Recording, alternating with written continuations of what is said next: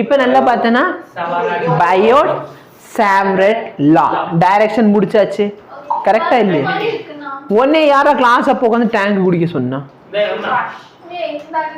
குப்பையில போடு நீ போட்ட அப்படிதான் இருக்கும் இப்ப நல்லா பாரு என்ன பார்க்க போறோம்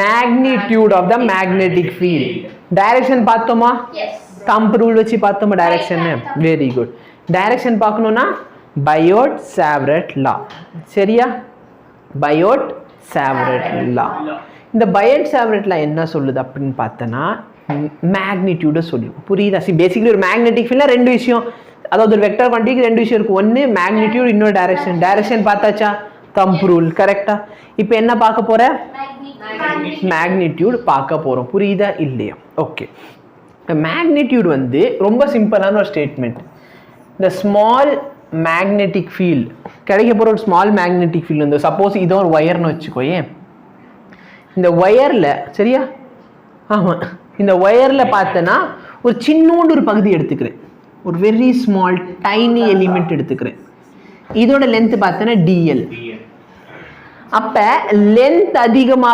அதிகமாக நல்லா பாரு இப்போ இந்த பாயிண்ட்ல எனக்கு மேக்னெட்டிக் ஃபீல்ட் கிடைக்க போகுது கரெக்ட்டா இல்லையா இப்போ வயரோட லெந்த் சின்னதா இருந்துச்சுன்னா இந்த இப்போ சப்போஸ் இதான் மொத்த வயரோட லெந்த்னே வெச்சுக்கோயே அப்ப இவ்ளோண்டு லெந்த் தானே எங்க மேக்னெட்டிக் ஃபீல்ட் உருவாக்குவான் அதே மேக்னெட்டிக் ஃபீல்ட் அதிகமா இருந்துச்சுன்னா சப்போஸ் லெந்த் அதிகமா இருந்துச்சுன்னு சொன்னா இவங்க ஒரு மேக்னெட்டிக் ஃபீல்ட் உருவாக்குவான் இவன் உருவாக்குவான் அப்ப லெந்த் எவ்வளவு அதிகமாகுதோ மேக்னெட்டிக் ஃபீல்ட் அவ்வளோ அதிகமாகும் சோ இது எல்லாமே பார்த்தேன்னா இந்த எக்ஸ்பெரிமென்ட்ல நான் வந்து வயரோட ஃபர்ஸ்ட் வந்து கொஞ்சம் சின்ன வயர் யூஸ் பண்ணுவீங்க அப்புறம் பார்த்தேன்னா பெரிய வயர் யூஸ் பண்ணிருப்பேன் அப்ப பெரிய வயர் யூஸ் பண்ணா டிஃப்ளெக்ஷன் அதிகமா கிடைக்கும் டிஃப்ளெக்ஷன் அதிகமா இருக்குன்னா என்ன அர்த்தம் magnetic field is proportional to length சரியா directly proportional to suppose current அதிகமா அனுப்புனா நிறைய மேக்னெட்டிக் ஃபீல்ட் இருக்கும் கரெக்ட்டா இல்ல ஏன்னா கரண்ட்னால தான மேக்னெட்டிக் ஃபீல்ட் கிரியேட் ஆகுது நெக்ஸ்ட் என்ன இருக்குது டைரக்ட்லி ப்ரொபோர்ஷனல் டு sin θ அதாவது இது எந்த ஆங்கிள்ல கிடைக்க போகுது புரியுதா இல்லையா அத sin θ ரொம்பவே இம்பார்ட்டன்ட் θ எதுன்னு பார்த்தனா இந்த நான் எந்த இடத்துல லெந்த் எடுத்துர்க்கேன் பாத்தியா அந்த லெந்த்க்கும் அந்த பாயிண்ட் இந்த வெக்டர் இருக்கு பாத்தியா இந்த லெந்த் ஆஃப் வயர்க்கும் இந்த பாயிண்ட் ஜாயின் பண்ற வெக்டர் இருக்கு பாத்தியா அதுக்கு நடுவுல இருக்கிற ஆங்கிள் வாய்ஸ்டோ சரியா ஓகேவா பேசிக்கலி நம்ம ஸ்மாலர் ஆங்கிள் எடுப்போம் பட் இது பார்த்தனா சும்மா டெரிவேஷனுக்காக நம்ம சொல்றது ஓகேவா அப்ப sin θ என்ன டிஃபிகல்ட்டி இப்போ உனக்கு ஒரு கேள்வி இருக்கும் மேலேயே கீழேயா நல்லா பார்த்தனா இது θன்னு சொன்னா இது எவ்வளோ சைன்ல தீட்டாவும் 180 மைனஸ் தீட்டா சேம் ஆமாவா இல்லையா புரியுதா சொன்னது என்ன டிஃபிகல்ட்டி சைன் தீட்டாவும் சைன் ஆஃப் பை மைனஸ் தீட்டாவும் லேசா தான் இப்போ குட்டியோட எலிமெண்ட் எடுக்கிறப்ப இப்போ நீ நல்லா பார்த்தனா நான் உன்ட்ட இது ஒரு கிராஃப்னு சொல்வேன் சைன் கிராஃப் ஆனா இது ஒரு சின்ன இடத்துல பாக்குறேன்னு வச்சுக்கோ இந்த ஒரு குறிப்பிட்ட இடத்துல நீ பாக்குறேன்னு வச்சுக்கோ ஏன் ஒரு சின்ன சின்ன சின்ன ஸ்ட்ரெயிட் லைன் சேர்ந்தது இந்த கர்வ் சரியா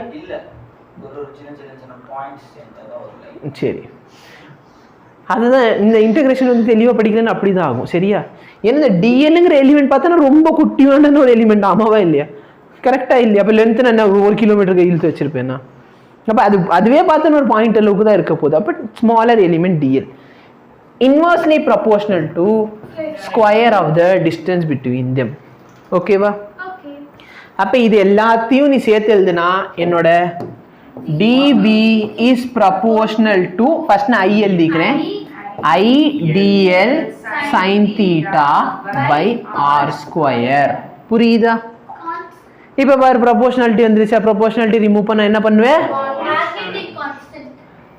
அப்ப அங்க எலக்ட்ரிக் ஃபீல்ட்ல proportionality ரிமூவ் பண்றதுக்கு ஒரு கான்ஸ்டன்ட் யூஸ் பண்ணும் பெர்மிட்டிவிட்டி அப்படினு சொல்லி அப்படினா என்ன அந்த மீடியம் எந்த அளவுக்கு பெர்மிட் பண்ண போகுது எலக்ட்ரிக் ஃபீல்ட் இது மேக்னெட்டிக் ஃபீல்ட் அப்ப இங்கே எவ்வளவு தூரத்துக்கு பெர்மிட் பண்ண போதோ அதோட பேர் வந்து பர்மியபிலிட்டி என்னது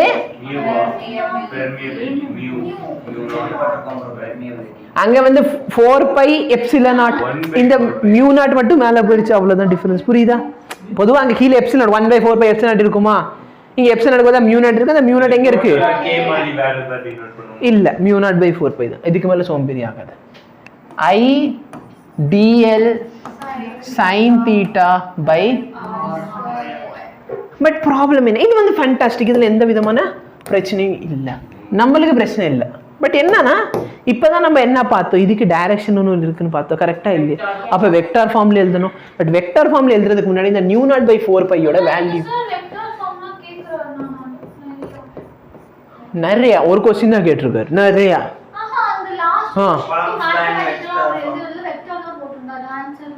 சரி, மியூ நாட் பை 4π வேல்யூ நல்லா பார்த்துக்கோ. மியூ நாட் பை 4π வேல்யூ பார்த்தோன்னா 10⁻⁻7. புரியுதா? 10⁻⁻7. இதோட யூனிட் பார்த்தோன்னா டெஸ்லா மீட்டர் பர் ஆம்பியர். சரியா? டெஸ்லா மேக்னெட்டிக் ஃபீல்டோடது. ஓகேவா? இது வந்து நான் சொல்லிடுவேன். ஆமாம். ஸோ இல்லை, நெக்கோலா டெஸ்லான்னு ஒரு சயின்டிஸ்ட் பேர் இருந்தார். அதான்டா நிக்கோலா டெஸ்லா. ஆமாம், நான் நெப்போலியன் போனாபார்ட்னு சொன்னேன். நான் நிக்கோலா டெஸ்லா தான் சொல்லுவேன். இல்லை இல்லை, நான் நிக்கோலா தான் சொன்னேன். சரியா? நான் வந்து என்னது நெப்போலியன் டெஸ்லா. புரியுதா? இப்போ நல்லா பாரு, சப்போஸ் இந்த வெக்டர் ஃபார்ம்ல எழுதணும்னா உனக்கு என்ன சொல்லி கொடுத்தேன்? உனக்கு ஒண்ணுமே கிடையாது. மேலே வந்து டைரக்ஷன் மட்டும் இல்லையா? கரெக்டா இல்லையா? மேலே என்ன இல்லை? அப்ப R vector by cube. Suppose நீ கேப் யூஸ் பண்ணனா கேப் யூஸ் பண்ணிக்கலாம். கேப் போட்டனா யூனிட் ஸ்கொயர், யூனிட் வெக்டார். கரெக்டா? அப்ப கீழே ஸ்கொயர் மட்டும் இருக்கும். இப்போ நல்லா பாரு, A vector B vector sin theta. இதனை எப்படி எழுதிக்கலாம்? ஏபி sin தீட்டாவை ஃபேண்டாஸ்டிக். ஏபி sin தீட்டாவை எப்படி எழுதிக்கலாம்?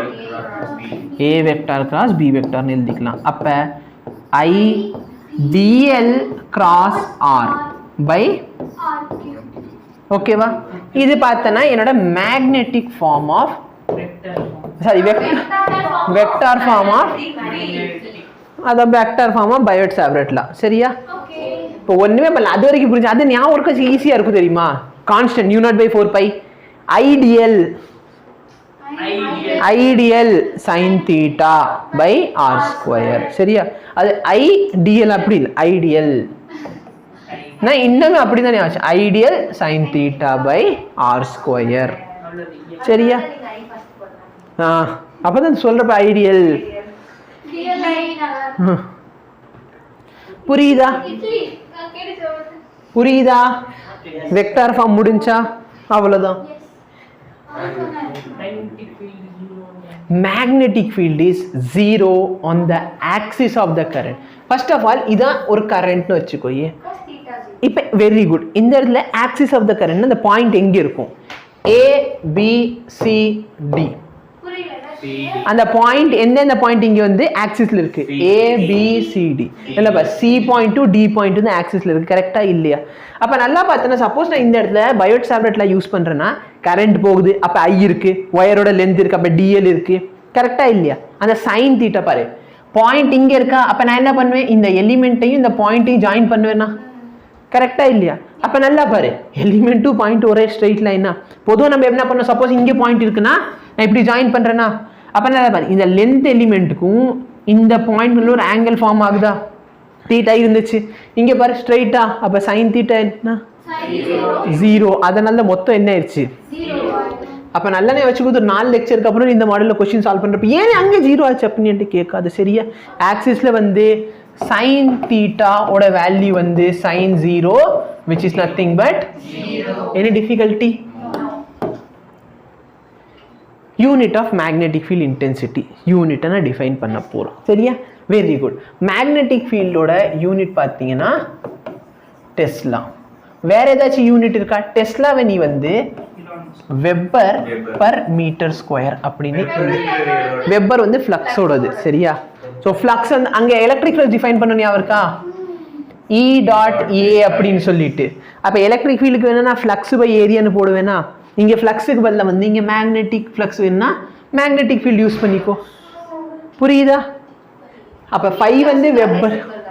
ஃப்ளக்ஸ் வந்து இந்த இருந்த நோட்டேஷன் இந்த flux due to magnetic field. அவ்வளோதான். சரியா? அப்போ பிக்கு என்ன 5/Aன்னு போட்டுக்கலாம். 5 வெபர் பர் மீட்டர் ஸ்கொயர். இன்னொரு ஃபார்முலா இருக்குது. ஃபோர்ஸோட ஃபார்முலா பார்த்தோன்னா 2 ஃபார்முலா இருக்குது. ILB இது ஸ்டாண்டர்ட் ஃபார்முலா. இல்லைன்னா இது எப்படி எழுதுவாங்கன்னா QVB இப்படி எழுதுவாங்க. புரியுதா? Q charge. இதெல்லாம் டிரைவ் பண்ணி நான் காட்டுவேன், கவலைப்படாது. இப்போ நான் ஃபர்ஸ்ட் ஃபார்முலா மட்டும் எழுதிக்கிறேன். அப்போ B என்ன ஆயிரும் எனக்கு? ஃபோர்ஸோட யூனிட் என்ன? Current newton divide by ampere metre. புரியுதா? இதுவும் ஒரு யூனிட், மேலே இருக்க இந்த 2 யூனிட் தான். Tesla weber per metre square. புரியுதா? இதெல்லாம் ஒரு கொஸ்டினா? இல்லைல்ல, பரவாயில்ல.